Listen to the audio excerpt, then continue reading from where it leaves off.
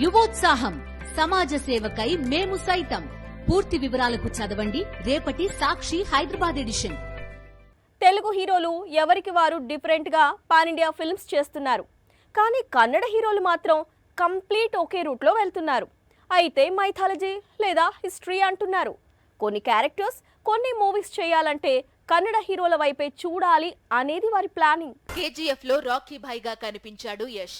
మరోసారి pan India audience ను attract చేయాలంటే అందుకు తగ్గ సినిమాలు, క్యారెక్టర్స్, కథలు చాలా కీలకం. అందుకే ఎన్నో నెలలు వెయిట్ చేశాడు. ఒకవైపు ఫ్యాన్స్ కోసం టాక్సిక్ అనే మూవీ చేస్తూనే మరోవైపు పాన్ ఇండియా ఆడియన్స్ కోసం రామాయణంలో రావణుడి పాత్ర చేస్తున్నాడు. రణబీర్ రాముడిగా, సాయి పల్లవి సీతగా నటిస్తోన్న రామాయణం చిత్రం 2 భాగాలుగా ప్రేక్షకుల ముందుకు రానుంది. ఈ సినిమాల తరువాత కూడా యష్ ఇలాంటి క్యారెక్టర్స్ చేసే అవకాశాలే ఎక్కువగా ఉన్నాయి. కాంతార హీరో రిషబ్ శెట్టి ఆల్రెడీ ఇదే పనిలో ఉన్నాడు.